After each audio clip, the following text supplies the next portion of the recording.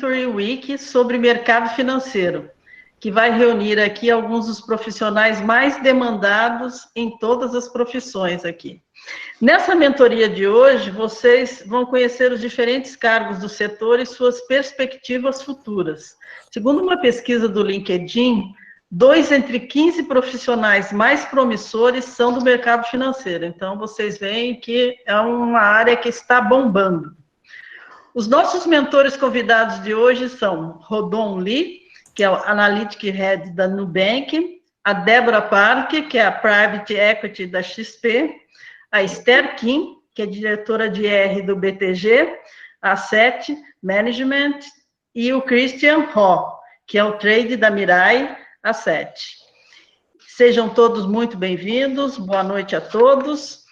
E para abrir esse painel aqui de mercado financeiro, nós trouxemos um convidado muito especial, o jornalista Marcos Vasconcelos. Ele é CEO do Monitor do Mercado e Monitor Investimentos, e é colunista da Folha de São Paulo.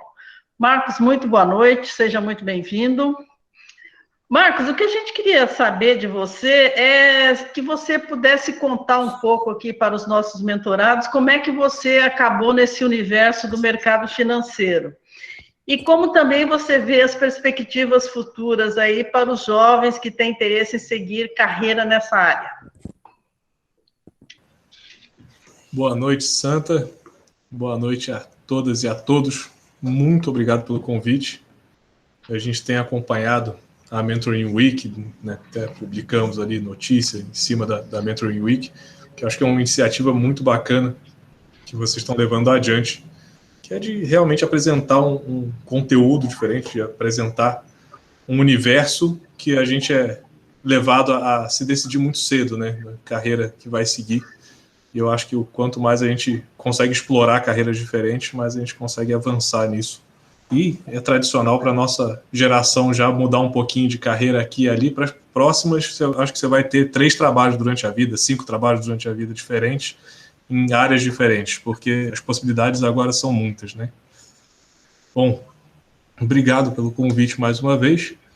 E é sempre interessante tentar explicar como é que eu fui parar no mercado financeiro, né? Então, não tem uma fórmula para mudar de carreira, e eu, no fim das contas, eu estou agregando carreiras, eu diria.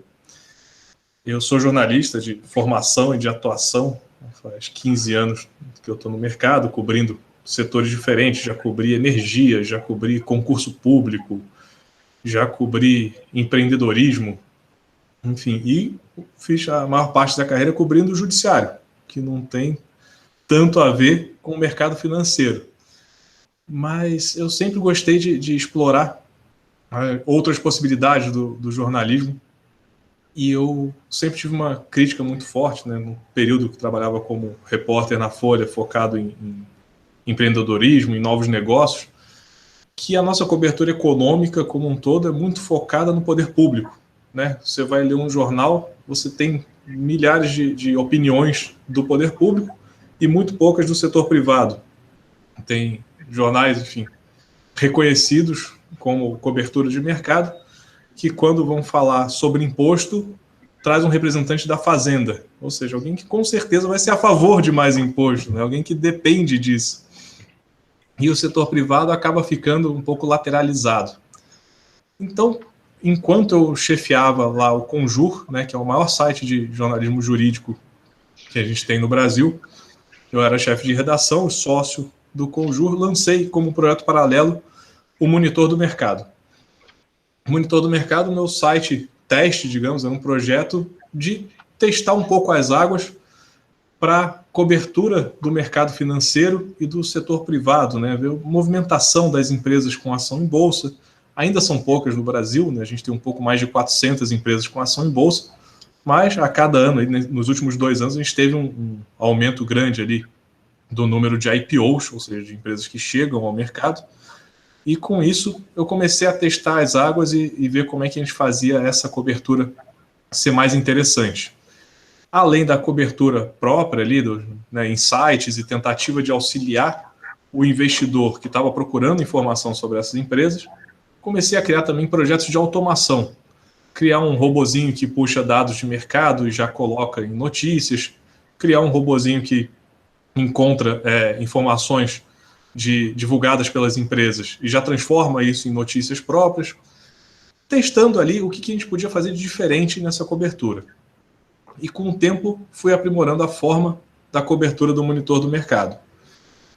Nesse meio do caminho, noto que o número de interessados está aumentando, né? Porque o site é focado na cobertura das empresas com ação em bolsa, e o número de pessoas que investem na bolsa foi aumentando tremendamente. Já olhando, né, esse crescimento, que lá em 2017, quando eu comecei o site, eram cerca de 600 mil pessoas investindo na bolsa, hoje são mais de 3 milhões. Então é uma onda que eu já estava enxergando, e ela se comprovou ali com o tempo. Então o número de acessos foi aumentando e a demanda desses usuários foi aumentando. As pessoas chegavam ao site por conta de uma notícia, não sei, as ações da Petrobras foram derrubadas porque o presidente sugeriu que pudesse interferir no preço dos combustíveis. Beleza, chegou pela notícia, mas o que isso quer dizer efetivamente? O que isso vai influenciar? A ação está cara, a ação está barata? Como é que eu entendo isso? Nisso aproveitei esse foco em automação, né, em sisteminhas e tal, para tentar ajudar na produção, e criei ferramentas também. Então criamos ali um comparador de ações, os indicadores de ações, para você entender efetivamente se aquela ação está barata, se ela está cara, se ela está no preço que deveria. Você criar alertas para você estar sempre atento ali à movimentação de uma empresa que você gosta, que você quer investir. Porque eu notei que o sujeito chegava ali, mas não sabia exatamente o que acontecia. Num segundo seguinte, né, num momento seguinte, ele ficava ali pelas ferramentas. Eu notei que o usuário estava navegando nas ferramentas, comparando ações, comparando preços, mas no fim do dia, ele virava, me mandava e-mail, me ligava, enfim, a gente entrando em contato, o que o usuário trazia é que investir dá muito trabalho. E dá mesmo. Investir é um trabalho, não é um passatempo.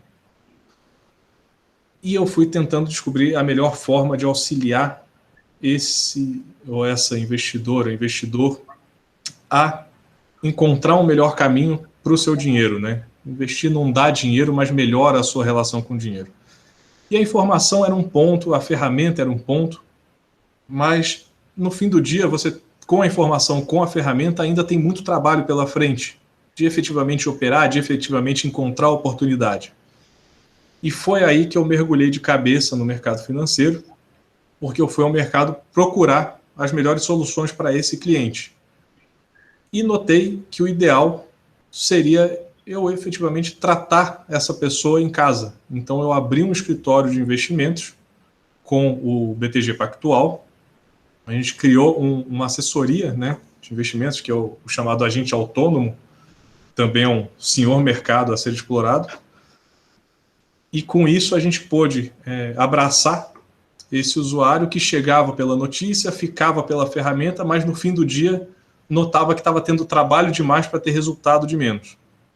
Então a gente criou um escritório para poder auxiliar e orientar essas pessoas, o chamado monitor de investimentos. Com isso a gente criou uma solução para a área de mídia que é interessante, né, porque o próprio site tem o escritório de investimentos para dar suporte a ele, e criou uma solução de investimentos interessante, porque é um escritório que está sempre sendo fomentado pelas informações e pelas ferramentas do nosso site.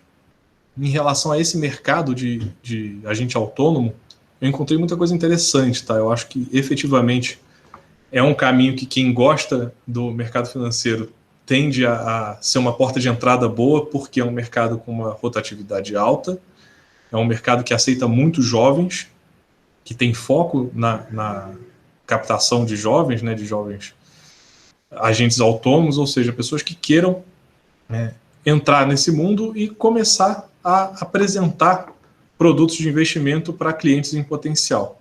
O agente autônomo, em resumo, ele é um representante comercial. Ele leva produtos de uma instituição para um público interessado em investir ou em melhorar a sua relação com o dinheiro, porque não é só investimento também, tem crédito, enfim, você tem uma gama de produtos financeiros muito grande, e que o trabalho do agente autônomo é basicamente enxergar tudo, filtrar e saber traduzir isso para o investidor final, para uma pessoa que normalmente tem a necessidade de melhorar a relação dela com o dinheiro. No Brasil, a gente sabe que o número de pessoas que investem ainda é muito baixo. A gente tem um aumento disso exponencial e isso permite novas empresas entrando no mercado. O número de agentes autônomos já duplicou, né? Cresceu 50% no último ano. E a gente chegou aqui a 12.200 agentes autônomos. A XP tem 600 escritórios credenciados. O BTG tem cerca de 100 escritórios credenciados. É um mercado que está aqui no Rio, São Paulo, Sul, mas que ainda tem o Brasil inteiro para encontrar pessoas que estão com dinheiro guardado, que estão com seu dinheiro, às vezes, em produtos bem ruins nos bancos, né? Às vezes, você não planeja o que você está fazendo, você simplesmente entra num produto que o gerente ofereceu, ou que te ligou e que pareceu interessante naquele momento, e no fim das contas você está com um Frankenstein ali.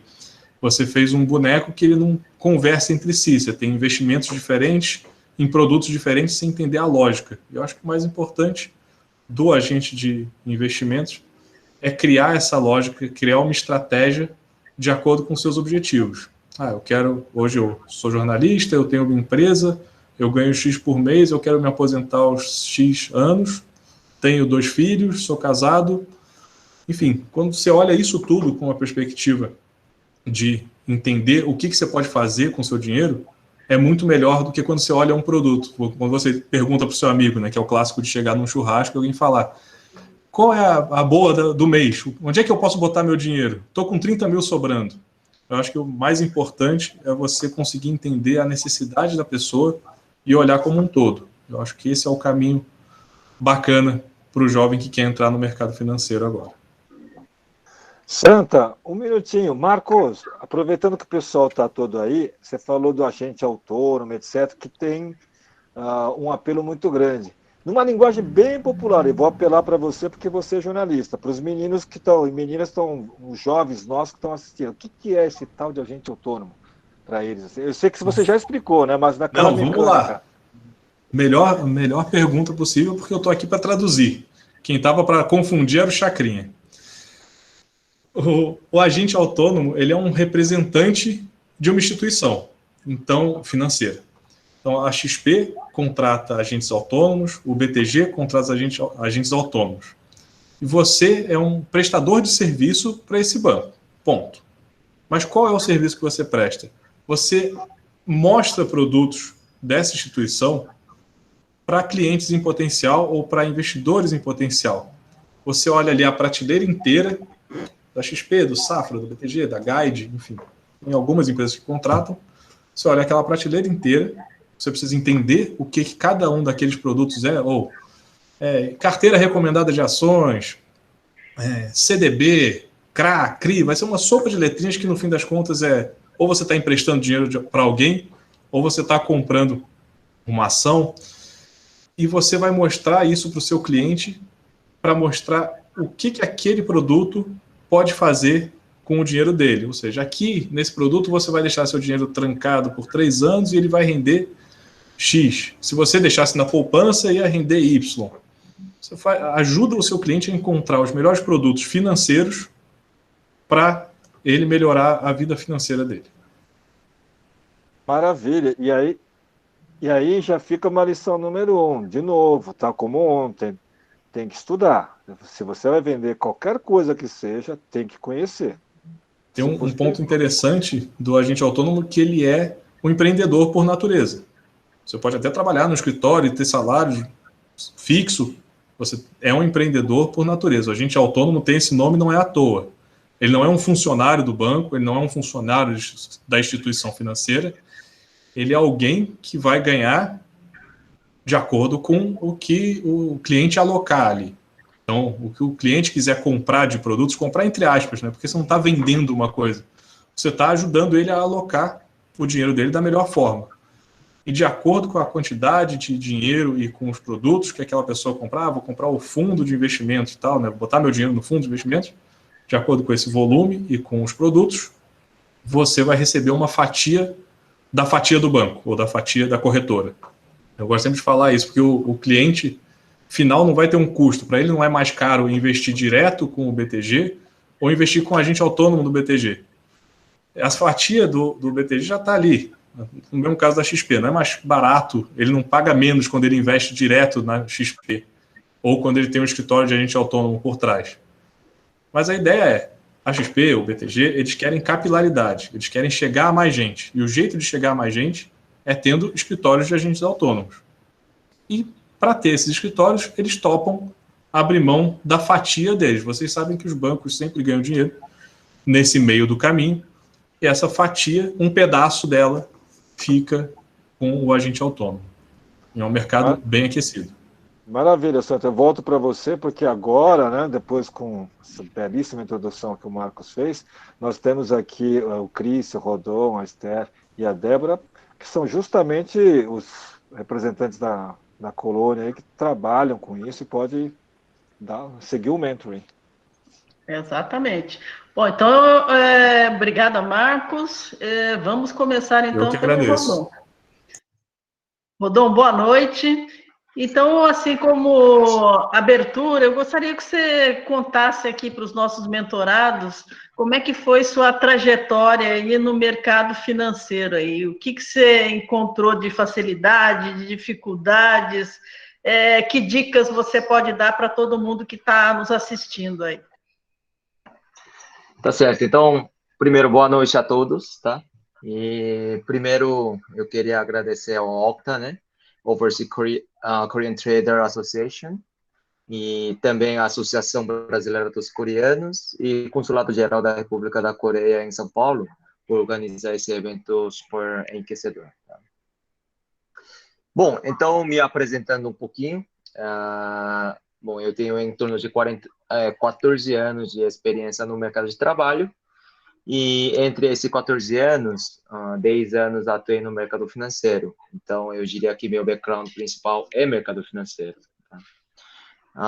Atualmente, eu sou Analytic Lead no Investment Business Unit do Nubank. Tá? E antes dessa função, eu fui tesoureiro no Nubank, a função pelo qual eu fui contratado em 2018. Antes disso, eu trabalhei num banco de investimento estrangeiro chamado Goldman Sachs, atuando como um trader proprietário de renda variável durante 7 anos. E tenho passado por algumas outras empresas, como a HSBC e Samsung. Bom, com uma formação acadêmica, eu sou engenheiro de produção, né, formado na Poli. Eu tenho CFA, Chartered Financial Analyst, que é um certificado americano que é comumente utilizado no mercado financeiro, né? E cursei mestrado em engenharia financeira na FGV e atualmente eu estou cursando Executive MBA no Chicago Bulls. Então, bom, então, para falar um pouco do mercado financeiro, começando pelo que por que eu escolhi mercado financeiro, né? Então, eu preciso contar um pouco da minha história, né? Inclusive, contar um pouco começar pela história da pessoal, foi uma solicitação do nosso querido James, né? Então, bom, minha família mudou para o Brasil em 1999, né? A razão dessa mudança era porque minha família tinha falido na Coreia, né? Então, bom, infelizmente, eu digo hoje em dia, felizmente, eu tive que entrar no mercado de trabalho um pouco mais cedo, né, para sustentar a família, né? E como minha família não atua no mercado, digamos, de moda, né, coreanos comumente atuam nesse mercado, bom, o único jeito de ganhar alguma coisa assim, né, dinheiro na minha vida era via estudo, né? Com isso eu tenho focado bastante no estudo, etc. Porém, como eu mencionei, recurso financeiro era escasso. E mais importante, eu não tinha documento RNE, né, para poder estudar, né? Então, eu já tinha entrado 2 vezes na Poli, porém, tive que sair para trabalhar, né? Então, aí eu cheguei entrou de 24 anos, né, sem faculdade, né, sem muito recurso da família, etc. E naquela época minha mãe falou mais uma vez, vamos tentar estudar mais uma vez, né? O que foi bastante controverso na época, né? Porque eu já tinha 24 anos, todos os meus amigos já estavam meio que formando, ou alguém, né, já está trabalhando no mercado, etc. E, assim, entrar na faculdade agora, né? Enquanto a família está passando dificuldade, não deveria trabalhar para ganhar dinheiro, né? Foi bastante controverso, mas, assim, eu tinha digamos, fé, né? De se eu estudasse, eu me esforçaria bastante, me daria bem, né? Aí eu tentei mais uma vez, bom. Aí, finalmente, eu entrei novamente na Poli pela terceira vez. E daquela época estava tudo certo. Então, assim como eu estava bastante atrasado, né, em termos de idade, etc. Então, eu queria, durante a faculdade, queria duas coisas. Primeiro, queria algo que acelerasse a minha carreira, né, para poder recuperar um pouco esse tempo. E segunda, queria ir para a indústria que, assim, né, um pouco, não sei se é correto falar, mas dava mais dinheiro naquela época, né? Então, isso foi a razão da minha entrada no mercado financeiro. Tá? Bom, então, como eu brevemente expliquei, isso tudo foi muito precioso para mim, então, assim, digamos, tinha uma nota relativamente boa, o que me permitiu entrar no Goldman Sachs, né, relativamente cedo, enquanto eu estava na faculdade ainda. Então, bom, explicando um pouco de banco de investimento, então, bom, geralmente todos os bancos de investimento têm 4 áreas grandes com características bem distintas, tá? Então, primeira área chamada Investment Banking, que geralmente dá acesso, dá suporte a empresas corporativas, tá? E segundo, Securities, basicamente uma área que vende e compra de valores imobiliários, como ações, como debenture, né, títulos públicos, privados, etc. E tem outra área, Wealth Management, então, basicamente, gerenciamento de capital de pessoas, geralmente pessoas físicas, né? E por último tem um time chamado Research, que faz, assim, digamos, estudo sobre, seja macroeconomia, seja empresa, etc., para poder dar mais insight, mais informações para potenciais investidores, tá?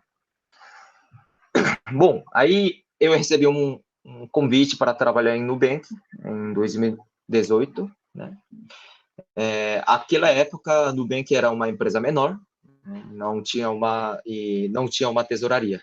Então, economicamente não fazia muito sentido, né? Aquela época, porque estava numa empresa, né, digamos, banco de investimento estrangeiro que geralmente paga bem, né? De mudar para uma empresa bem menor, né? Mas assim, eu aceitei porque eu sou uma pessoa assim, que prezo bastante pela aprendizagem e tenho uma visão de longo prazo, né? Então, eu aceitei esse desafio e, bom, Nubank, apesar de que é uma instituição financeira, ele não tem muito a ver com não tem muito a ver com o banco em si, né? Ele tem muito mais a ver com a empresa corporativa comum, como Vale, como Petrobras, etc. Né? Então, assim, ele é consideravelmente diferente de um banco de investimento. Então, eu tive assim bons desafios. Ao mesmo tempo, eu aprendi bastante coisa. Foi enriquecedor. Tá? Bom, aí eu queria aprender mais, né? Queria ter mais visão, ampliar minha leque de conhecimento, da minha visão, etc. Né? Então, Nubank é uma baita escola, né? Então, tem uma cultura de incentivar a rotação também. E assim, naquela época, assim, sendo tesoureiro, head da tesouraria, é uma posição legal, mas assim como eu tinha falado, para mim, aprendizagem e ter visão de longo prazo é muito importante, né? E eu trabalhei na área da tesouraria há mais de 10 anos, então, meu, digamos, curva de aprendizagem estava um pouco parada. Então, bom, eu decidi mudar novamente para uma área totalmente diferente, né, chamado Business Analytics, né? É como se fosse um advogado mudasse para ser um contador, né? Bom, mas eu tomei esse risco e, novamente, é um mundo muito diferente. Eu consegui aprender muita coisa, aprimorar a minha visão, principalmente em relação ao business, né? Então, hoje, meu trabalho principal é analisar o business em si, utilizando o Data Analytics, então, Big Data, esse tipo de coisa aqui, né? Essa na moda. E monitorar esses números, tomar decisões de business baseado, né, nesses insights, né? Então, basicamente, esse é meu trabalho, tá? Fique à vontade para perguntar caso tiver alguma dúvida. Não, eu tenho, Celso, espera um pouquinho. Mas bem no comecinho, vamos voltar lá atrás, Rodon. Fala aí, você estava lá na Poli, mas vai gostar da Poli assim na Casa do Chapéu, hein? Você estava lá na Poli, aí você falou assim, vou para o mercado financeiro. Quantos currículos você mandou? Conta esses detalhes que tem que perseverar, né? Não é mandar um já acerta, não existe esse tiro de sniper, mandar um tiro 100%. Pode acontecer, comigo nunca foi, tá? Legal. Desculpa, pergunta então, quantas vezes me apliquei numa instituição? Assim, para você rememorar, você estava lá, decidiu, vou para o mercado financeiro, você procurou os bancos, as empresas, aí você mandou currículo, essas coisas, né? Certo, certo. Bom, então, assim, como eu sabia que eu queria ir para o mercado financeiro um pouco mais cedo, né? Eu me preparei. Preparar significa assim, a engenharia em si, ele não estuda tipo matemática financeira as matérias relacionadas ao mercado financeiro em si, né? Então, ao paralelo, você tem que estudar isso, né? E tem que ler bastante jornal, né? Aí sempre tem que monitorar, assim, sempre tem que ficar, assim, colocar seus currículos, né? Nas entidades que você almeja, né? Então, mesmo que não passe primeiro, daqui a 6 meses colocar de novo, né? Colocar de novo, tentar falar com as pessoas, etc., né? Então, e ao mesmo tempo, assim, é bastante recomendado você tentar fazer alguma certificação, né? Então, tem certificações desde fáceis, desde difíceis, né? Mas assim, eu recomendo talvez começar pelo CFA, né? CFA, na verdade, é assim, um dos mais difíceis, mas ele demora, né? Então, pelo menos nível 1, você conseguir passar, conseguir fazer durante a faculdade, mesmo que não tenha experiência profissional. Então, é assim, um bom, assim, digamos, certificado, é uma dica. Bom, agora então eu gostaria de fazer uma pergunta aqui para o Rodon. Rodon, reza a lenda que o mercado financeiro sempre busca talentos na Poli, principalmente até na engenharia naval, assim.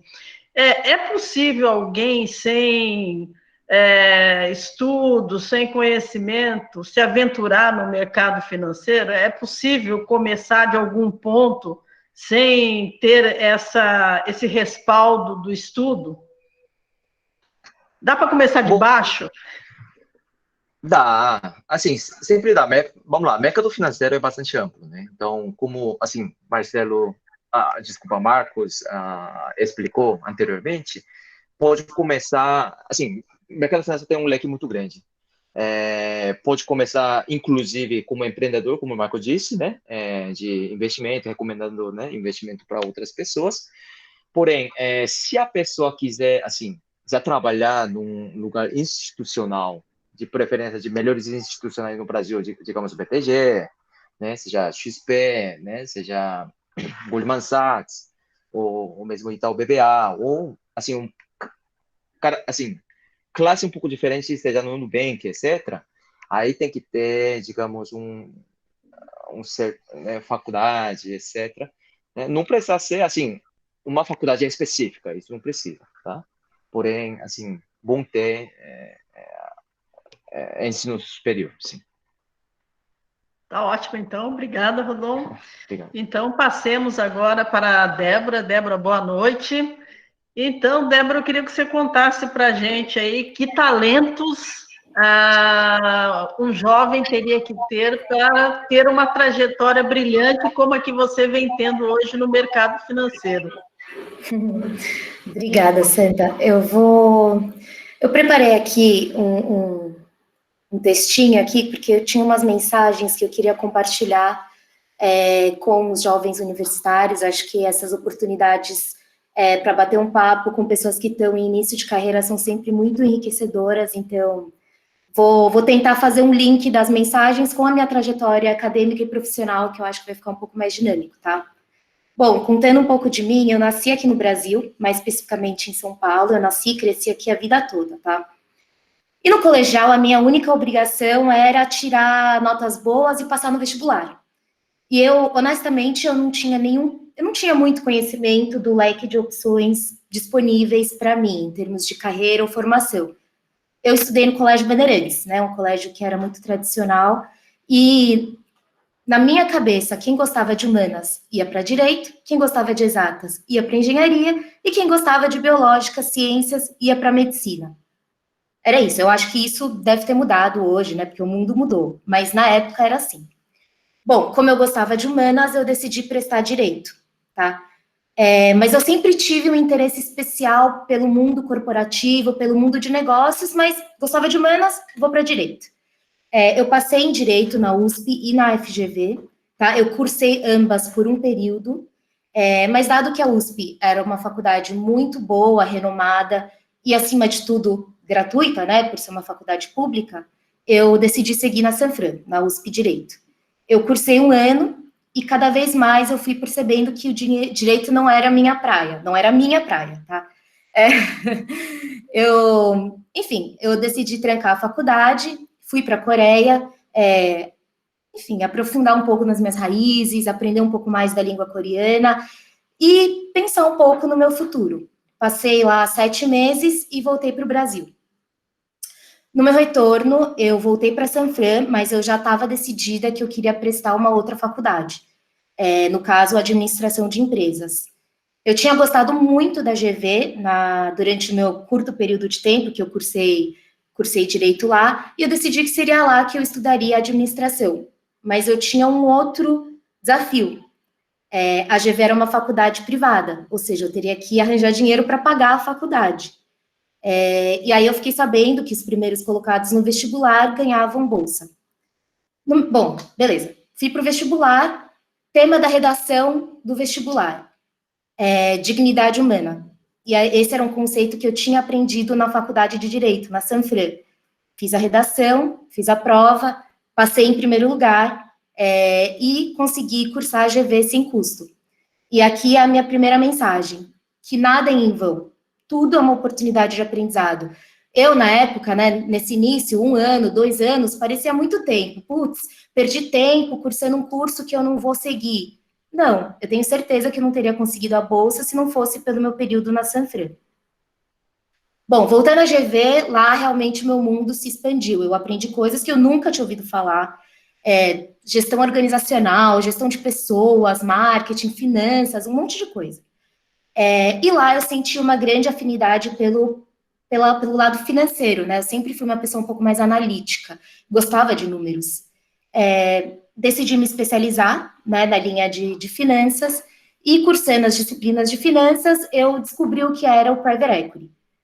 Vou explicar bem rapidinho aqui. Private Equity é uma modalidade de investimento em que fundos de investimento compram participação em empresas privadas, ou seja, empresas que não são listadas em bolsa. Não é compra e venda de ações na bolsa, tá? E aí esses fundos investem na empresa, colocam dinheiro na companhia para investir no seu crescimento e depois vender a participação por um lucro, por um valor muito maior do que comprou. Eu achei genial. Beleza.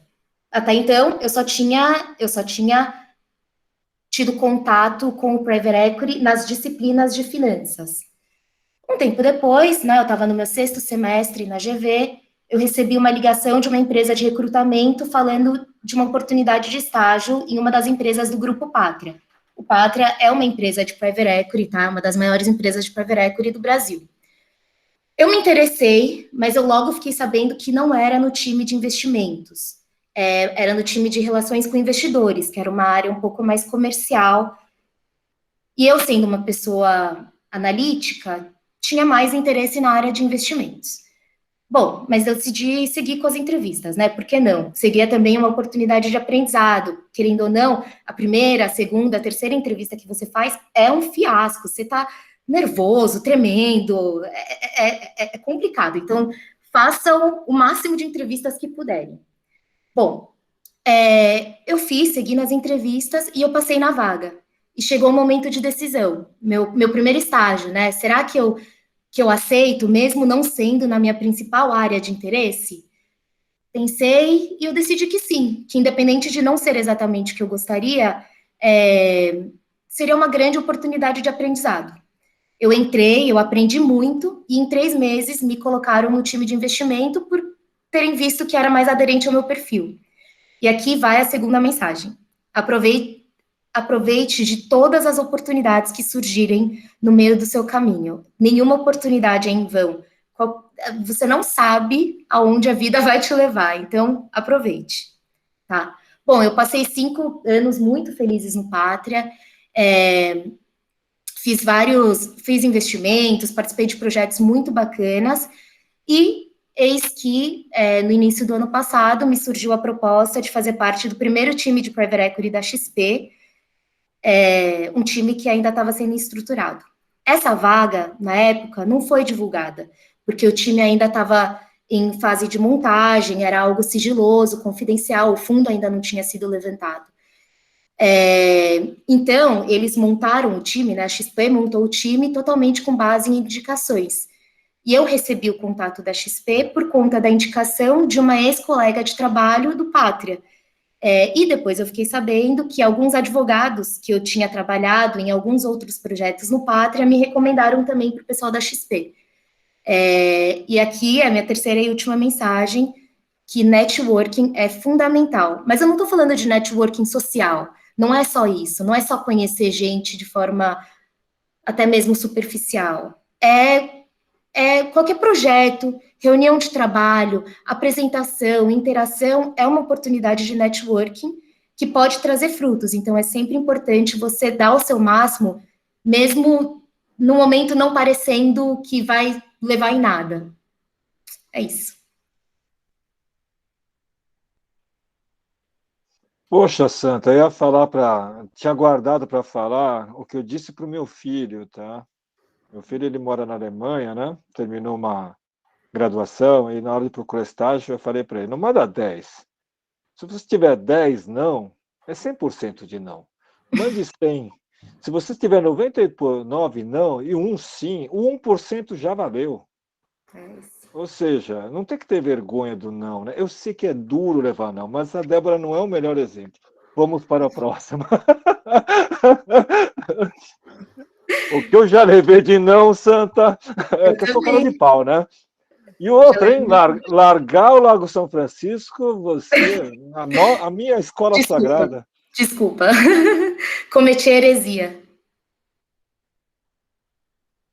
Santa, acho que você está no mudo. Santa, você está no mudo.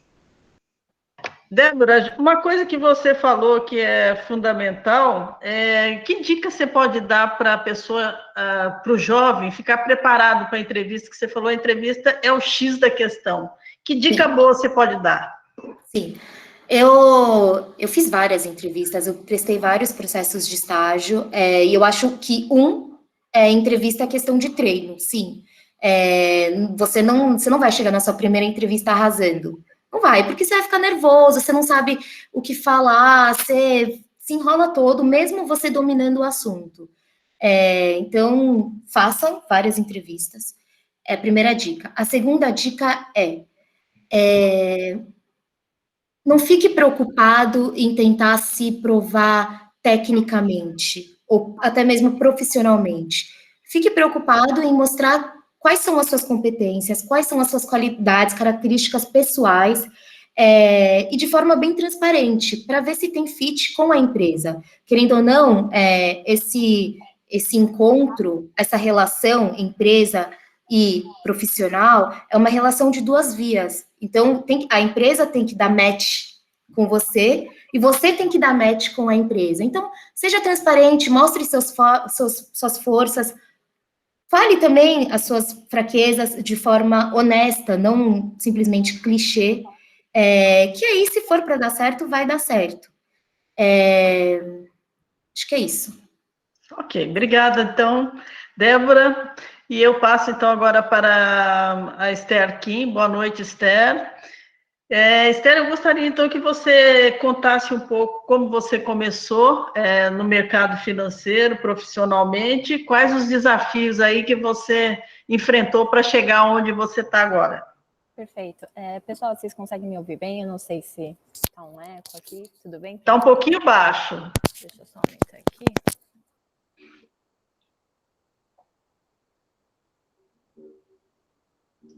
Acho que agora está melhor. Está melhor. Esther, você já está em Manhattan, é isso? Tô em Manhattan, tô no campus de Colômbia, no caso. Olha que chique, né?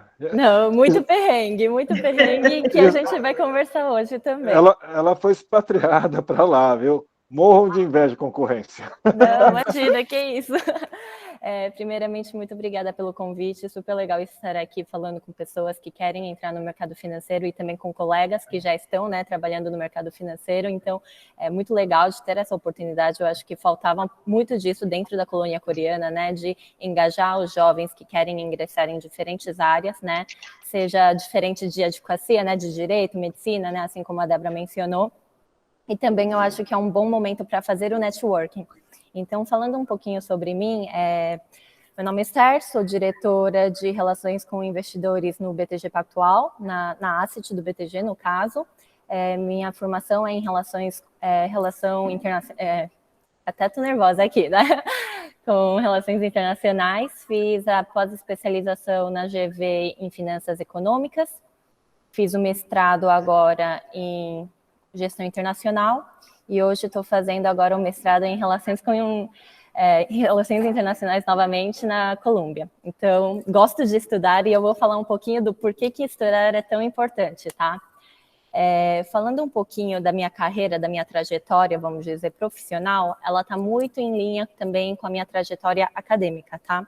Então, como me formei em Relações Internacionais, inicialmente, assim... falando um pouquinho, né? Eu acho que aos 18 anos, eu não sei vocês, mas eu não tinha ideia do que eu queria fazer na minha vida. Eu acho que é uma idade na qual você não sabe direito quais seriam as futuras decisões que você tem que tomar, e muitas vezes você tem que tomar uma decisão que vai durar 10, 20, 30 anos. Então, eu senti uma pressão enorme, né, no caso de o que eu devo fazer e qual é o melhor curso ou qual a melhor profissão que vai me dar retorno financeiro. Né? Eu acho que uma coisa que o Rodon mencionou e outra que a Débora mencionou e também o Marcos, tem muitos pontos em comum, né? Então, no meu caso, realmente, meus pais também vieram aqui no Brasil, eles não trabalhavam no ramo de confecções e também ninguém trabalhava no mercado financeiro. Mas a única coisa que eles, né, reforçaram desde da minha infância, no caso, era: Esther, seja o que você fizer, primeiro, estude bastante, porque vai te abrir portas. Segundo, né, seja bem esforçada e resiliente nas suas ações. Então, no meu terceiro colegial, eu prestei várias universidades, realmente, atirei para tudo quanto é lado. Então, na USP eu prestei Direito, prestei Unifesp, fiz enfermagem, não queria medicina porque eu tenho pavor de sangue, mas tudo bem que não está muito longe. E aí eu prestei as universidades particulares e tudo mais. No fim das contas, eu não queria prestar universidade particular, porque eu não queria pagar e tudo bem.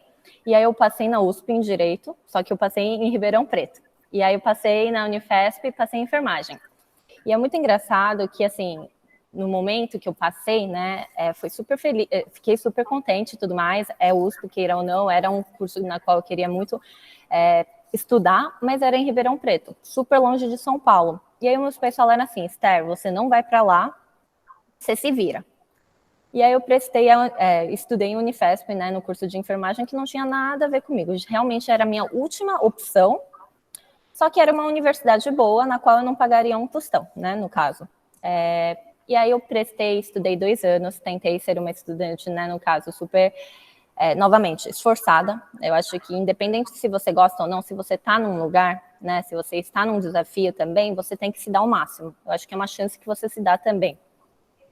Mas eu não gostava. Então, um dia antes do meu 3º ano, eu estava voltando da Coreia também, no avião, falei assim, gente do céu, isso daqui não é para mim, não quero ver, não quero passar perto de hospital, tudo mais. Eu falei, quer saber? Larguei, falei para os meus pais que não seria, né, o curso na qual eu gostaria de prosseguir, e aí eles falaram assim, Esther, beleza, então não precisa ir, mas agora também, novamente, se vira aí para entrar numa outra universidade, o que você quiser fazer. E eu pensei muito, e aí eu pensei, poxa, eu sempre quis fazer muito direito, mas eu sentia uma coisa assim muito relacionada à questão de identidade também, na qual, como meus pais não falam português até hoje, eu sentia uma necessidade de comunicar, de fazer pontes. E aí, vendo, né, os cursos existentes, no caso, eu vi que Relações Internacionais seria um curso na qual tem um pouquinho de direito, tem essa questão de fazer pontes, no caso, né, com culturas diferentes, idiomas diferentes, e eu prestei, no caso, no meio do ano, nas 2 universidades particulares que tinham, né, no caso vestibular, que era SPM e PUC. E aí eu estudei, assim, condenadamente, todos os dias, periodicamente, fazendo todas as provas dos anos anteriores, e assim, com muito suor, passei em 1º lugar em ambas as universidades. Então, assim, esse foi a minha primeira conquista que eu lembro até hoje. Desculpa, Esther, mas essa mulherada humilha a gente na colônia. Tudo 1º lugar, a gente entra... Eu entro na beirada, assim, já fico feliz. Desculpa a interrupção. Não, imagina. Mas é assim mesmo, viu, Marcos? A mulherada... na colônia é que é silenciosa, elas são discretas todas, por isso que a gente fez questão de trazê-las, e são mais difícil trazer elas, o Jaime teve que correr atrás de vocês, participem mais, por favor. Não, nos convidem que a gente sempre vai participar, né, Dé? Mas assim, essa questão do 1º lugar, eu acho que é super importante ressaltar, você não necessariamente tem que ser o 1º lugar em tudo, tá? Isso daqui era só para falar que, com resiliência, eu tive o meu primeiro não, né? O meu sonho era fazer Sanfran. Então, quando a Dé falou que ela largou, eu falei, poxa, era meu sonho. Mas eu encontrei um sonho, de fato, eu acho que me conheci, né? Então, eu comecei a me entender e aí encontrei, de fato, o meu caminho. Então, quando eu passei em Relações Internacionais, e aí passei na SPM e na PUC, eu ganhei a bolsa, no caso, na SPM, a PUC, no caso, não tinha essa chance. E aí eu cursei e tudo mais, e assim, eu aproveitei o máximo, né, dado que eu já tinha perdido, vamos dizer, 2 anos, né, num curso na qual não me identificava, me dei o máximo, participei de tudo quanto era coisa da faculdade, e aí que no meu 2º ano começou, né, o questionamento de, poxa, qual que vai ser o estágio que eu vou fazer, o que eu vou fazer? E aí o consulado, assim, estava promovendo um evento na qual o ministro da Economia, no caso, na época, o ministro do Orçamento da Coreia do Sul, iria vir para o Brasil. Ele ia participar de um evento na Bahia e eles precisavam de um tradutor. E dado que eu falo coreano, eu acabei me candidatando e passei e fui lá. Só que, assim, era um evento na qual existiam pessoas do poder, né? Então, tinha ministros vigentes e tudo mais, mas também, em paralelo, estava acontecendo um evento do sistema financeiro aqui brasileiro. Nessa, eu acho que alguns bancos coreanos que estavam participando me viram, né, fazendo a tradução e tudo mais, e aí, logo depois que terminou o evento, 2 dias depois, eu recebi alguns telefonemas de alguns bancos coreanos falando, Esther, você não quer vir, né, fazer uma entrevista, conhecer a gente e tudo mais? E foi assim que tive o meu primeiro passo para o mercado financeiro. Resumidamente, então, fiz as entrevistas em alguns lugares, gostei muito de um específico que era o KDB, que é uma espécie de BNDES da Coreia do Sul, que tinha uma filial aqui no Brasil. Então, comecei no KDB, sem saber de absolutamente nada de mercado financeiro. Novamente, meus pais perguntavam, onde o KDB fica? Tem a agência do KDB? E até hoje eles me perguntam, inclusive do BTG, tá? Então, é super comum, eu acho que, e novamente, né, eu acho que essa conversa é justamente para a gente criar uma rede na qual, se vocês não têm, né, referências, vocês podem sim entrar em contato comigo, me manda mensagem no LinkedIn, né? Eu acho que é uma oportunidade na qual vocês devem explorar, né? Caso vocês não tenham pessoas próximas na qual trabalhem. Então, comecei no KDB, como era um banco muito pequeno e eu comecei a gostar, eu comecei a procurar outros lugares. E aí surgiu uma vaga no Deutsche Bank, que no caso é o Banco Alemão, que tem uma filial aqui no Brasil também. Apliquei para a vaga e né, felizmente passei, fiquei 2 anos no Deutsche. E aí, no meu último ano, no caso, porque eu já estava no 4º ano da faculdade, estava no período de efetivação ou não, e aí o Banco Alemão começou a ter uma grande reestruturação mundial. E aí, os meus chefes, no caso, que eram chefes da mesa de operações do banco, foram expatriados para Londres, para Nova York, e eu falei, poxa, e eu? O que vai acontecer comigo, né? Trabalhei feito condenada nesse banco, madrugando, estudando, nossa, dando sangue, assim. E aí, meus chefes falaram, poxa, Esther, não vai dar para te efetivar, porque nem eu sei o que vai acontecer comigo. Porém, eu acho que aí entra muito o que a Débora falou também sobre o networking. Eu fui criando vínculos com pessoas na qual eu tenho até hoje, né? Depois de 6 anos, 7 anos. E aí essas pessoas começaram a falar, Esther, presta em X lugar, presta em X programa. E aí uma dessas conversas, eu conheci um programa da Fundação Estudar. Eu não sei se vocês conhecem no caso, mas é uma organização na qual foi criada pelo Jorge Paulo Lemann, né? E aí no evento, no caso, foi o primeiro evento focado em mercado financeiro. E aí eles iriam escolher, né, 300 candidatos, dentro desses 300 candidatos, 50 candidatos teriam uma oportunidade de fazer um pitch, no caso, né, você apresentar a sua ideia em 3 minutos para os maiores recrutadores do mercado financeiro brasileiro. E aí, no começo eu falei, nossa, eu não vou ser nem selecionada nos 300. Nossa, aquele síndrome de impostor, né, patinho feio, né, batendo forte aqui em mim. Falei, mas quer saber? Vou me dar o máximo, fiz lá todos os processos, né, tinha prova de matemática, tinha inglês, tinha entrevista e tudo mais, passei nos 300. E aí, depois desses 300, eu queria agora estar nos 50. Aí, novamente, um batalhão de entrevistas, tudo mais, passei nos 50. E aí, eu lembro até hoje, eu acho que eu era a única mulher, ou só tinha eu e mais uma mulher dentro daquele grupo de 50, e vários gênios lá, né? Gente que passou o primeiro lugar na Olimpíada de Matemática, passou sei lá onde, e eu lá, nossa, o que eu tô fazendo aqui, né? Meu Deus do céu. Resumo da história é, sempre duvidando da minha capacidade. Só que aí lá, durante o meu pitch, tinha um recrutador do BTG Pactual. E lá, foi muito rápido. Eu nem sabia que ele estava lá, sinceramente falando. Terminou o evento, eu falei assim, ai meu Deus do céu. Formação, né, acabando, tudo mais, preciso ser efetivada. Eis que depois de uma semana, comecei a receber ligações do Santander, da Bloomberg e do BTG. Resumindo, depois de 3 semanas do evento, eu estava, né, eu fiz todos os processos dentro do BTG e fui contratada lá. E desde então eu estou lá, eu completei agora mais de 5 anos, no caso. Comecei na corretora, porque lá tem o BTG, no caso, é uma instituição meritocrática, na qual as pessoas jovens começam pelas áreas de suporte, vamos dizer, inclusive para conhecer toda a estrutura do banco, e depois, né, internamente existem alguns processos na qual você pode passar para o front office. Só para quem não conhece, no caso, o front office seriam as áreas de negócio. Tá? E aí, o back-office, no caso, seriam as áreas de suporte que ajudam, né, auxiliam e são fundamentais para que as áreas de front office possam funcionar, no caso. E aí, eu prestei, depois de 1 ano e 10, para a área de front office, no caso, então, na área que eu estou até hoje. E aí, desde então, passei também outro processo, mais de 10 entrevistas, então, nunca faltou entrevista na minha vida. E, gente, entrevista é super importante, tá? Depois de vários nãos, você vai conseguindo sim. E aí estou até hoje respondendo, no caso, para o CEO da Asset, que é o ex-ministro da Fazenda do Brasil, e pegando vários projetos, recebendo vários nãos, né, dando a cara aí na parede e tudo mais, mas assim, novamente, gente, é um negócio que você vai se aprimorando, vai ganhando confiança, vai aprendendo com os próprios erros e com os inúmeros nãos que você vai recebendo ao longo do caminho. Desculpa, gente, eu acho que eu me estendi aqui, mas é isso. Não, mas maravilha, Esther. Agora eu tenho uma pergunta para você. Você falou muito em resiliência. Explica agora para os jovens o que é fundamental nesse conceito de ser resiliente na profissão. Eu queria acrescentar e falar do não, né? Não cair no não, né? Quer dizer, cai, mas segue a vida, né? Sim, eu acho que o não e a resiliência tá muito, né, muito paralelo aí, andando junto, né? uma vez que você recebe o não, dói. Se falar que não dói é mentira. Talvez você não quis tanto.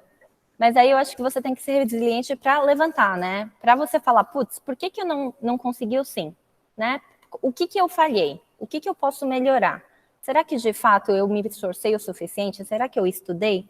Então eu acho que essa resiliência é super importante. Então no meu caso que eu falei, né, que eu continuo estudando, eu sigo estudando no caso, é justamente porque eu sentia que, por exemplo, eu não era tão boa em algum aspecto lá que eu precisava, né, utilizar no banco. Então eu vi, poxa, então vou estudar mais, para que depois virasse o sim, para que depois eu me tornasse a especialista para falar sobre aquele assunto. E aí é isso, né? É uma questão de você continuar estudando. Gente, não é que eu gosto de estudar, madrugar todo dia, mas assim, é um mal necessário que virou um bem, né, no caso. Então é isso. Ô, Sandra, eu queria lembrar, assim, sobre o não, uma passagem do filme, acho que é Batman Begins, quando o Master Wayne, ele está totalmente destruído, e o Alfred pergunta, Master Wayne, why do we fall? Por que nós caímos? Para levantar.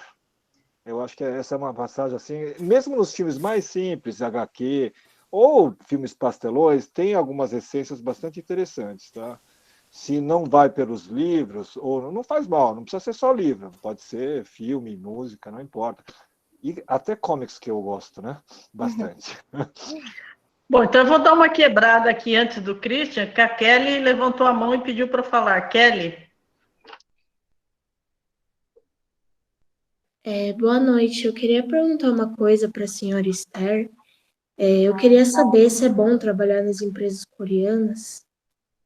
Tipo, se isso ajudaria profissionalmente ou etc. Claro, fiquei só triste com senhora, né? Nossa senhora, meu Deus do céu. Assim, deixa eu falar um negócio, assim, na época que eu estudei, veja, eu comecei em 89, olha, eu larguei, quer dizer, só fiz matrícula de engenharia, larguei administração, terminei direito, ia largar, meu pai forçou a terminar, depois que eu me formei em direito, fui fazer arquitetura, aí larguei também.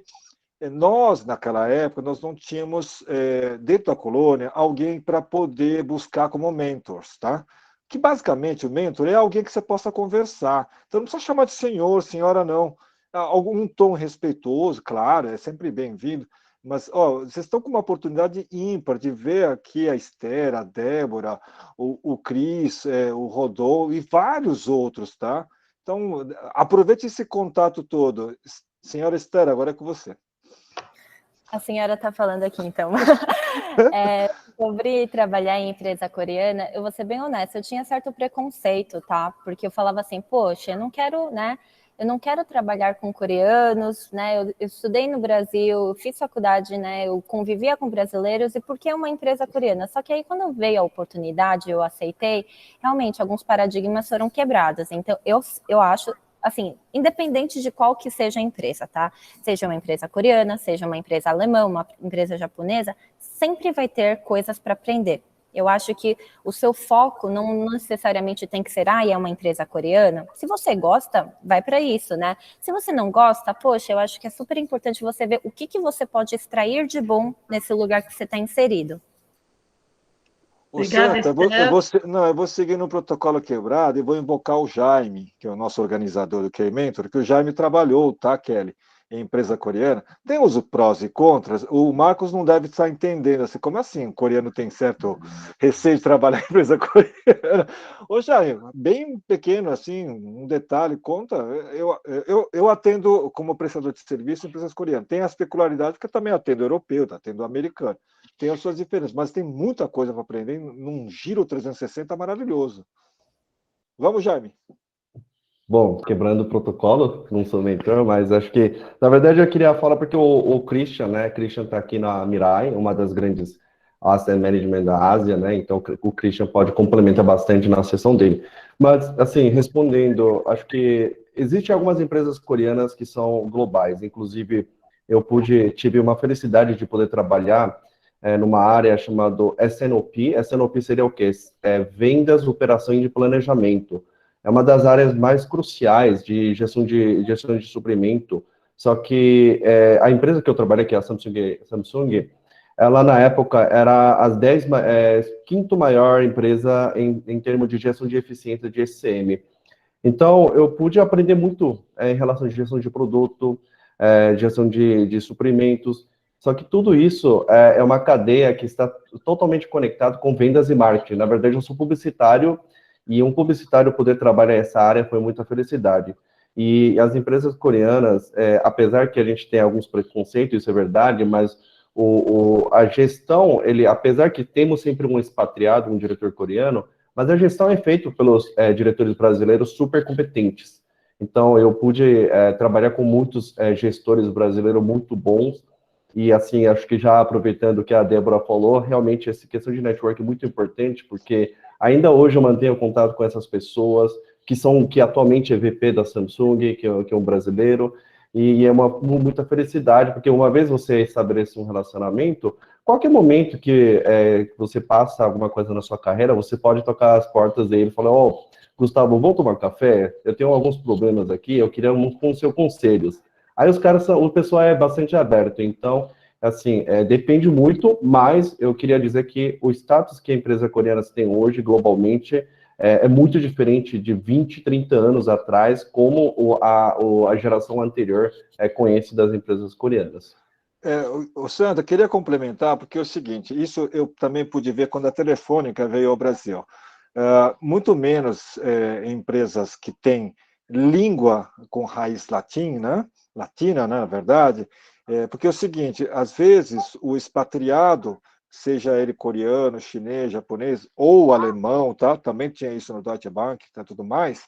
Você tem esse pessoal, não é que não confia no serviço do local. Local, não estou falando brasileiro, mas de quem cresceu no Brasil. É uma questão de comunicação. Isso é uma transição que acontece. Eu posso citar o exemplo. Atualmente, o presidente da Hyundai Motors do Brasil não é coreano. Então, salvo engano, ele é de raiz norte-americana, passou por lá. Então, essa transição acontece. Hoje, na Telefônica, na Vivo, você não tem mais esse espelhamento. Então, isso é uma coisa de comunicação até se ambientar. Às vezes leva um pouco mais de tempo. Se for ver empresas chinesas, seja da Didi, que está na 99, ou outras que seja, esse espelhamento ainda existe para poder se comunicar. Tá? Por exemplo, você tem uma ideia, o sistema de gestão dele, por exemplo, o SAP, até isso precisa se adaptar, que não é tão fácil, tá bom? Maravilha. Então, passemos ao nosso último mentor, então, que é o Christian Ho. Christian, boa noite. Eu pediria, então, que você contasse um pouco dessa sua jornada de aprendizado e crescimento dentro do mercado financeiro. Boa noite, meu nome é Christian e, antes de tudo, eu agradeço pelo evento, o convite e tudo, e pelas Okta e o Young Lee e todos os colaboradores, todo o staff que organizaram esse evento, eu agradeço muito. Bom, eu estou aqui no Brasil há 11 anos, contando um pouco da minha vida. Eu nasci na Argentina, porque minha mãe morava... Os meus pais são coreanos, mas minha mãe foi para a Argentina quando era criança, e meu pai estava fazendo uma viagem quando ele estava na faculdade, e ele passou por todos os países da América Latina, começando por México e descendo. O último ponto dele era o Brasil, o penúltimo era a Argentina. E ele encontrou minha mãe, e os dois casaram. Então, eu nasci na Argentina, fiquei 2 anos depois, eu fui para a Coreia do Sul, e eu cresci lá praticamente, eu passei uns 15, 16 anos na Coreia, eu fiz até 2º ano do ensino médio na Coreia. Minha vida já estava formada na Coreia praticamente, porque como todo mundo conhece, ou para quem não conhece, na Coreia, assim, desde 12, 13, 14, você já começar a esboçar o que você vai fazer, qual faculdade que você vai querer entrar, qual tipo de coisa que você vai, qual tipo de pessoas que você vai querer ser no mercado.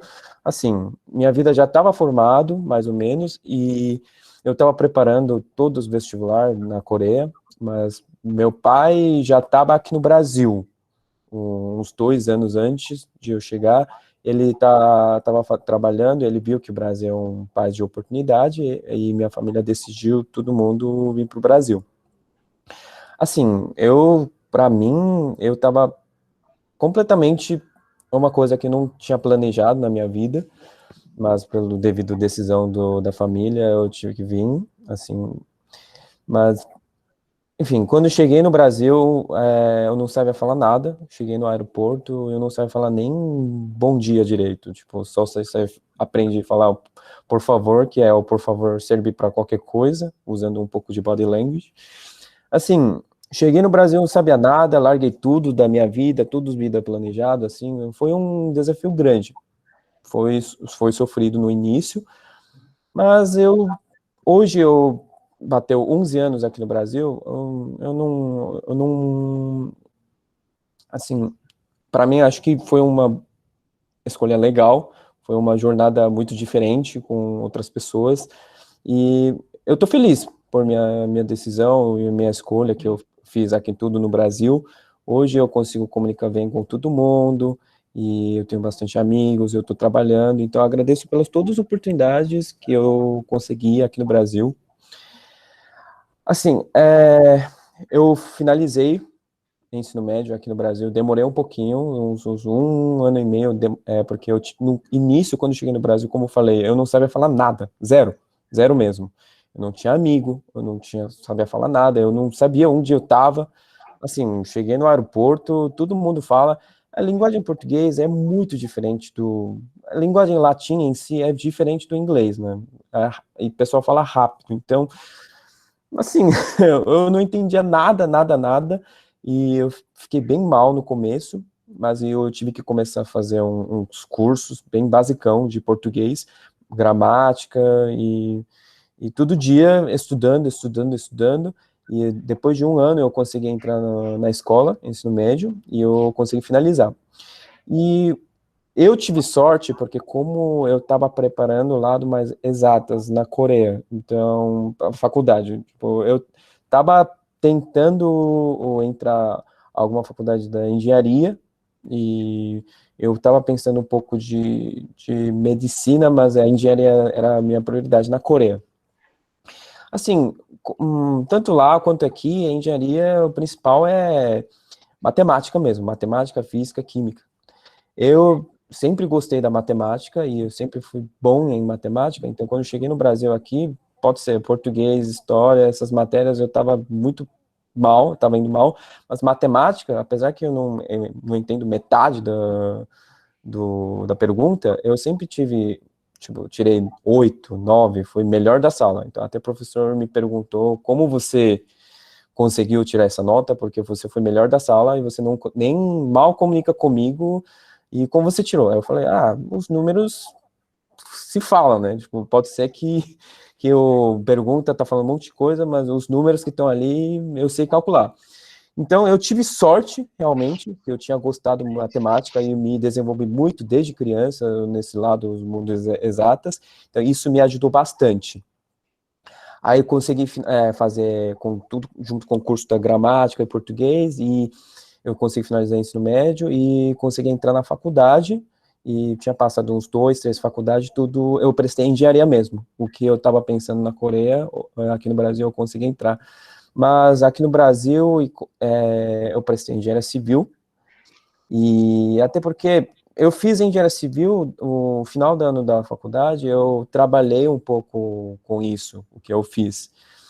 Então, eu trabalhei numa empresa chamada Canhedo Bepu, que é um concessionário de CCR, hoje, todos os tipos de concessão do projeto rodoviário, essa empresa pega bastante. Então, eu era calculista de um projeto rodoviário, e calculista principalmente o calculista de pavimentação. Então, assim, todas as rodovias que a maioria das pessoas aqui já frequentam, por exemplo, o do Anel, o Dutra, Nova Dutra, o acesso para o Catarina Outlet, e algumas rodovias, a duplicação lá no Mato Grosso do Sul, que chama MSVia, essas concessões do Eco Rodovias, o CCR, eu já mexo quase todas. Então, não fiz sozinho, lógico, mas eu trabalhei com equipe, que era 3 pessoas. Então, eu trabalhei com um pouco com o que eu estudei, o que eu me formei, mas eu tive uma oportunidade de trabalhar no Banco KDB, que o Esther comentou. Eu comecei minha carreira de mercado financeiro ali também. Eu entrei na tesouraria, Só que, assim, quando eu entrei, eu era mais o liquidação. Isso é um dos pontos que eu queria falar. Eu não sou muito acadêmico, eu sou muito mais prático. Eu tenho diversas experiências, apesar que eu tô no mercado 5 anos, comparado com todos os mentores que têm muito tempo no mercado. Apesar que eu tenho 5 anos, eu já passei por back, middle e front, e a maioria dos tempos no front. Mas eu tenho todas as experiências dentro do mercado financeiro. E, assim, no começo eu só fazia mais parte bem operacional no Banco KDB, que é o Banco de Desenvolvimento da Coreia do Sul. Aí depois, logo depois, entrei na tesouraria, gerindo os dinheiros proprietários do Banco KDB. Aí no final da carreira dentro do Banco KDB, que eu fiquei mais ou menos 3 anos lá, eu estava gerindo todo o dinheiro da tesouraria, então eu virei tesoureiro do Banco KDB. Aí, quando eu estava trabalhando, eu criei bastante contato e bastante paixão para o mercado financeiro mesmo, e eu decidi de trabalhar mais perto assim, gerir dinheiro, sabe? O tesouraria é nada mais do que o dinheiro do banco, a mesa proprietária, que o Rodon já tem experiência também, que a mesa proprietária é o próprio dinheiro do banco. E o nosso objetivo é bem simples e claro, e a gente tem que gerir esse dinheiro e não perder, simplesmente. E com todas as práticas técnicas que a gente temos, e o que fala bastante do hedge, e Asset Liability Management, ALM, que a gente fala, e aprende bastante.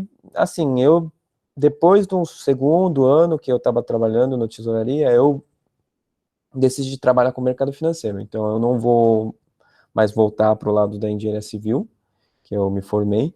Aí, quando estava lá na tesouraria, eu criei bastante contato, porque entre os bancos, ou tesouraria dos outros bancos, outras instituições financeiras, a gente, fechando as operações, a gente conversa bastante. Daí, fiquei fazendo bastante contato. Aí, um dia, aqui na Mirai Asset, o pessoal me ligou.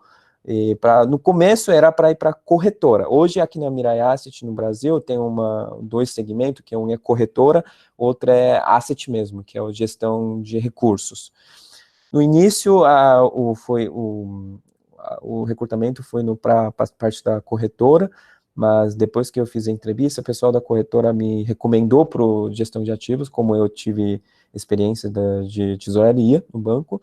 Então, eu fiz entrevista, eu aceitei, hoje eu estou na mesa de operações, o responsável pelo todo o trading aqui no time de investimento e gestão, e a gente tem mais ou menos 7, 8 fundos, contando todos os fundos de clientes exclusivos, com o dinheiro da matriz, o dinheiro de fora, e, assim, com diversas estratégias, renda fixa, moeda, equities. Então, meu foco é um pouco mais lados de renda fixa e derivativos desse tipo de ativos, mas eu mexo bastante com equity também.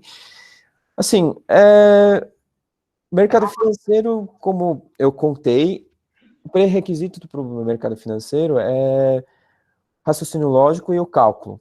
E às vezes a gente hoje em dia tem muitos tools ferramentas para você fazer bastante cálculo rápida, tipo via Excel, via programação, tem diversas maneiras, mas nada mais do que você tem que ter noção do que você está fazendo.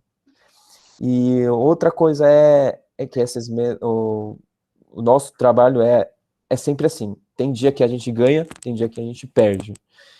Para ser isso, a gente precisa tem que manter a calma, e tem que ter proatividade, e tem que ter momentos de revisão.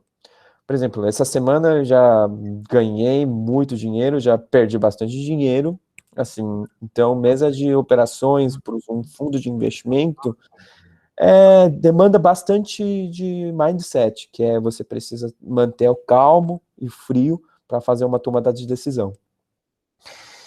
Então, acho que basicamente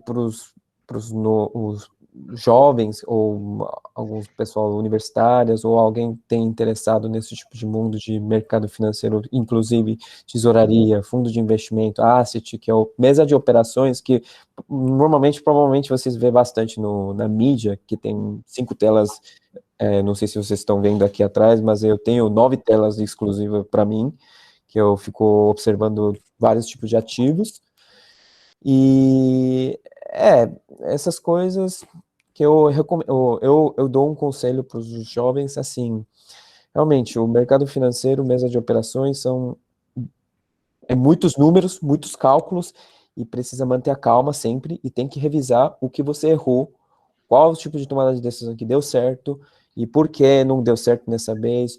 Aí isso tudo vira para um proxy, que é o seu banco de dados, para você aplicar nas próximas vezes para fazer uma tomada de decisão melhor. Então, basicamente, é isso. Christian, obrigado. E queria já emendar uma pergunta aqui antes da Kelly. A questão da confidencialidade, isso é uma coisa importante no mercado financeiro? Com certeza, isso sem dúvida.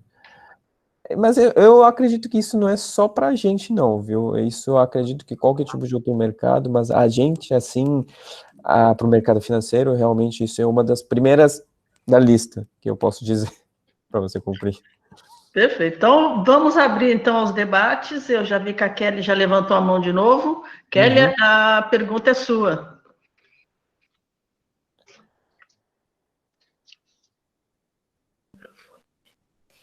Eu gostaria de perguntar outra coisa. Seu Christian, os jovens que têm medo de suceder profissionalmente no Brasil, que conselho você daria a eles? Você pode me explicar melhor qual tipo de... Eu não entendi muito bem a pergunta. Espera só um pouquinho, deixa eu pensar.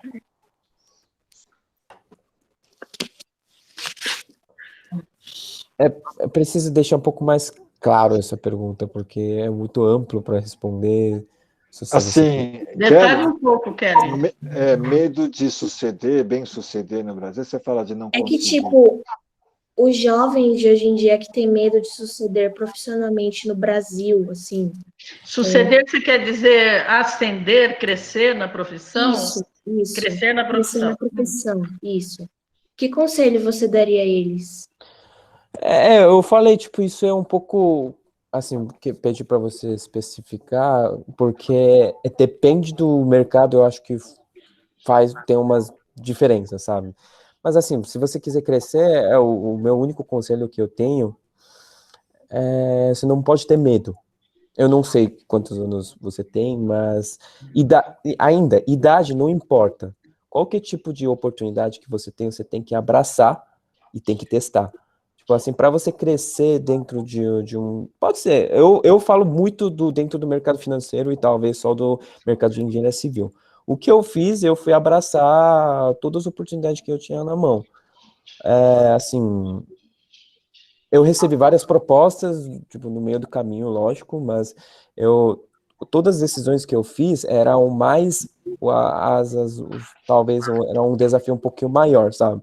Tipo, eu poderia ter entrado uns ambientes um pouco maiores, umas casas maiores, mas fazendo duas coisas, talvez, trabalho meio, assim, bem restrito. Hoje, a casa que eu tô, como falei, eu mexo com diversos ativos, assim, casa é relativamente pequena, e eu tenho muitas coisas que eu estou fazendo na mão. Então, isso é uma das formas que eu estou provando para você que eu aceitei desafio, abracei a oportunidade. Eu acho que isso é muito importante para o jovem, porque todo mundo, hoje em dia, fica analisando, esse daí paga melhor, o outro tem que trabalhar, tipo, assim, vida e trabalho, eu queria equilibrar essas coisas, é importante, mas eu acho que quando você está pensando, todo dia você está considerando o que eu vou fazer, o que eu quero fazer, assim, quando está nesse momento que você, no começo da carreira, você tem que abraçar todas as oportunidades que tem e aprenda máximo e tudo que você puder, revisa, como eu falei, faz uma revisão e é assim que você cresce.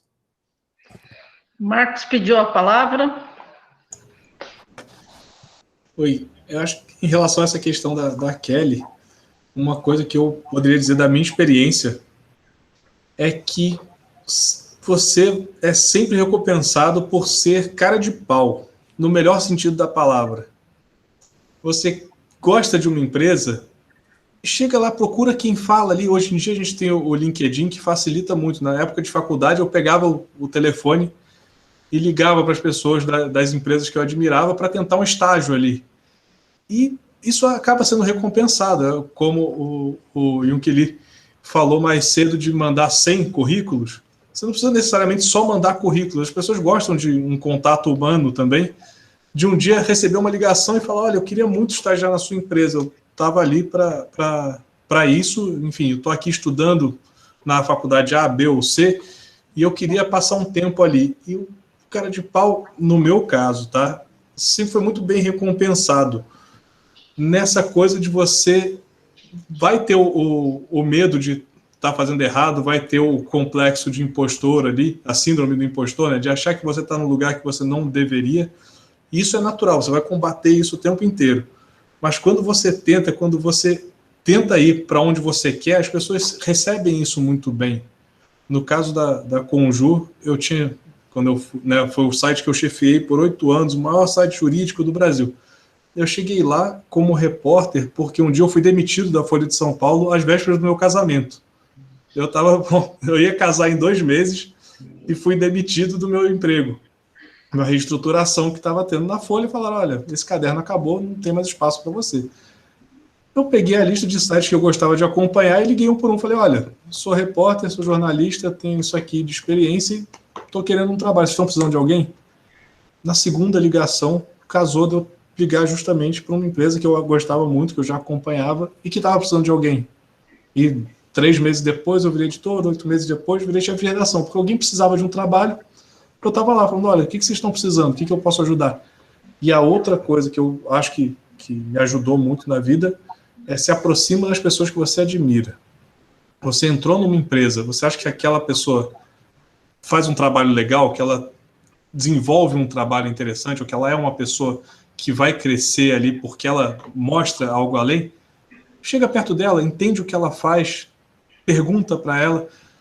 Todo mundo tem alguma coisa a ensinar, mas falta alguém perguntar, sabe? Todo mundo tem uma experiência diferente da sua e é sempre interessante você estar próximo para tentar absorver a experiência sem ter que passar por ela, né? Senão todo mundo teria que viver a mesma vida. Então, cola nas pessoas que você admira e seja cara de pau para se oferecer para cumprir trabalhos, para fazer coisas que sejam mais prazerosas para você. Eu gostaria de fazer isso, então tenta fazer isso, tenta ir atrás, que às vezes funciona. Viu, Kelly? Também precisa dosar um pouquinho bem, equilibrar bem, aquele momento de ficar pensando, né, se eu fizer isso, eu faço aquilo, com a ação, tá? Porque o pensar demais também dá medo. Então você tem que agir, solta adrenalina, né? Eu sempre falo, vai caminhar um pouco, pensar um pouco, um bom equilíbrio. Eu acho que, assim, lembrando a minha época, da idade de vocês, eu pensava demais. Aí, no final das contas, fazia de menos, né? Isso atrapalhava, dava um pouco de receio, medo, aceitação, rejeição, essas coisas. Agora passamos, então, a Iaesol, que pediu a palavra. Então, gostaria de fazer uma pergunta para o Christian, pois como eu sou estrangeiro aqui no Brasil, e o senhor também, eu sei que não é agradável falar senhor, mas especificamente o problema de português te impedir de fazer a parte do financeiro e os alunos. Yesor, desculpa. Alô? O microfone meio que caiu. Você pode fazer a pergunta de novo, por favor? Acho que ligação curta. Não, estamos te ouvindo, pessoal. Aqui, como estrangeiro no Brasil, especificamente, o problema de português... Alô? Eu acho melhor escrever aqui, tá bom? Acho que devido ao problema da internet. Tá, fica à vontade. Eu queria aproveitar essa pergunta que o Yesol está fazendo.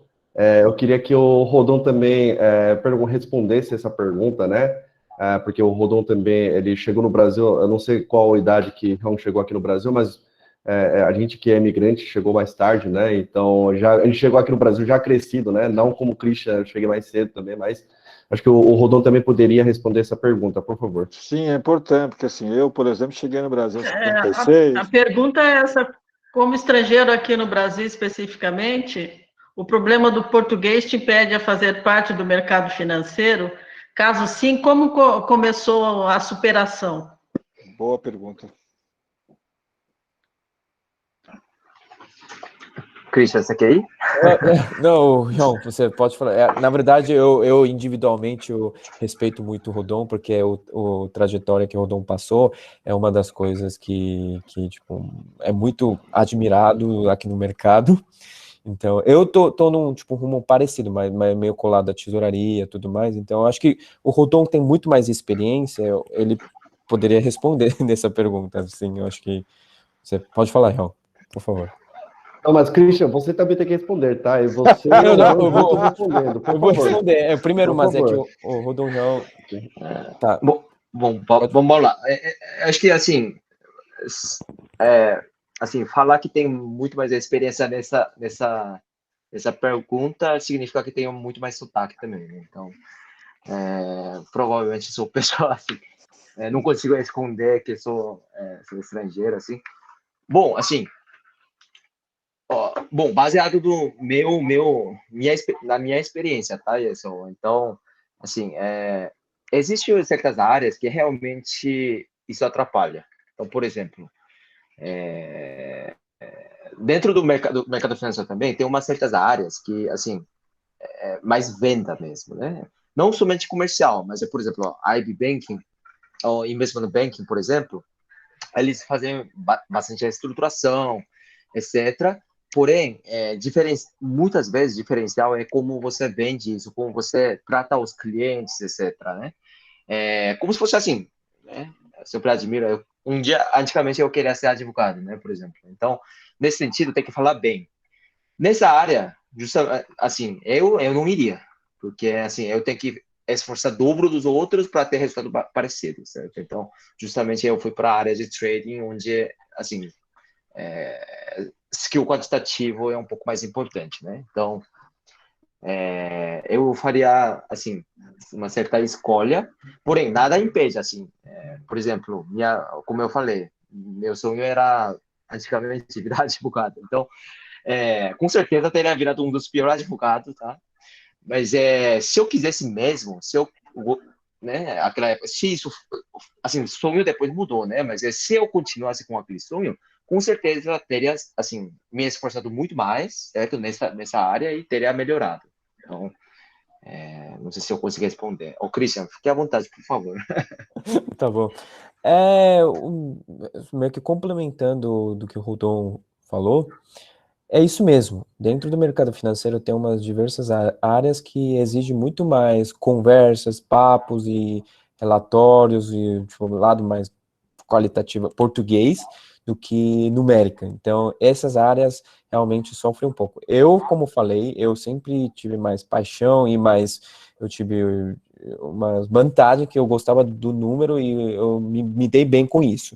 Então, lado de trading, tesouraria, análise quantitativa, calculistas, esses lados que eu sempre fiquei nesse tipo de departamento, não tive muita dificuldade. Lógico, eu tenho sotaque, às vezes eu me expressei muito mal, teve erro de comunicação, acontece, mas realmente o departamento que exige mais lados, cálculo, análise quantitativas, essas áreas, é tranquilo, realmente. E para compensar isso, eu fiz mais uma pós-graduação em finanças, eu estou tirando certificação. Esse tipo de esforço você precisa ter.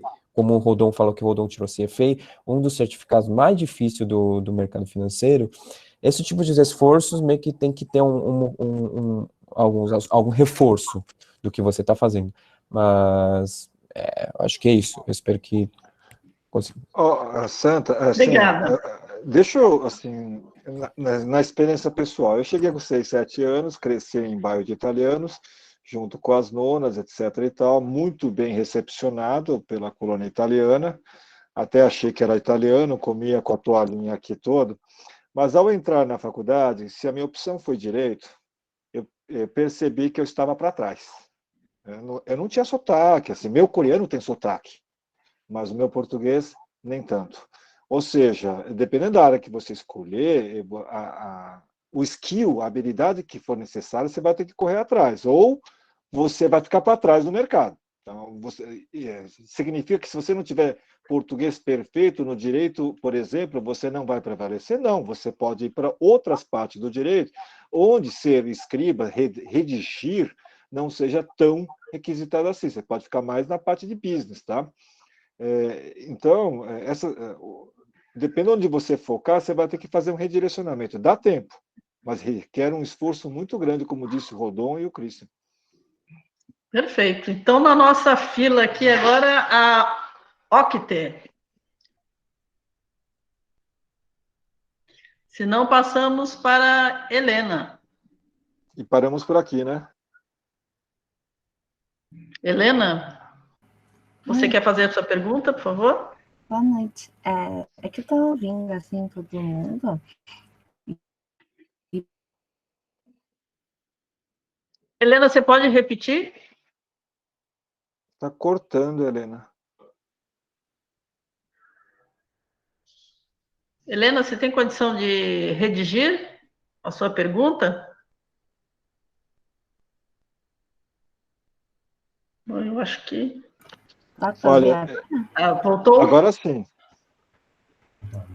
É que eu tava ouvindo, assim, aí pelo que eu sei, né, mercado financeiro é compra e venda de ativos, né, mas aí eu tava vendo, eu acho que parece que é muito mais amplo, assim, do que assim, tipo, eu conhecia. Aí eu queria saber mais o que é exatamente o mercado financeiro. Bom, agora podemos aí escolher as nossas mentoras para responder aí o tamanho do mercado financeiro. No joint venture da Esther com a Débora. Débora ou Esther? Continuam na linha? Débora? Você quer começar primeiro? Eu posso começar. Bom, de fato, o mercado financeiro, ele é bem amplo, tá? Vou tentar explicar de uma forma um pouco mais simples. Ele envolve, mais do que a compra e venda de ativos, ele envolve todas as transações, basicamente todas as transações financeiras, tudo que envolva instituições financeiras, tá? Então, o que é uma instituição financeira? Um banco é uma instituição financeira, porque ela capta dinheiro dos seus clientes, mas o dinheiro ela não fica parado, o dinheiro não fica parado lá. Pode até parecer, né, que a gente deposita o dinheiro na nossa conta lá no Banco Itaú e fica lá paradinho. Não, ele não fica lá parado. A instituição financeira, ela destina esses recursos para um monte de outra coisa, tá? Podem ser fundos de investimento, não necessariamente... gente, essa pergunta é muito difícil. Mas... enfim, tudo que envolve dinheiro faz parte do mercado financeiro. Tudo que envolve instituição bancária, tudo que envolve corretora de ativos, tanto ativos de empresas quanto ativos financeiros, como, por exemplo, renda fixa. Acho que eu consegui falar e não falar nada. Débora, assim, só para colocar ao mesmo tempo, numa instituição financeira tem o jurídico, tem o RH, tem o TI. Então, assim, não é que todo mundo que está na instituição financeira, no mercado financeiro, mexa com investimento, com dinheiro, tá? Porque é muito importante esse suporte para poder, né? É o back office, né? Vai, Esther, me ajuda. Difícil. Não, é bem difícil mesmo, mas complementando o que a Débora falou também, basicamente, então, em instituições financeiras, você tem os dois lados, né? Tem a pessoa que pega dinheiro emprestado e tem a pessoa que empresta o dinheiro. E aí, de acordo com a ponta que você está, tem as ramificações da empresa, tá bom?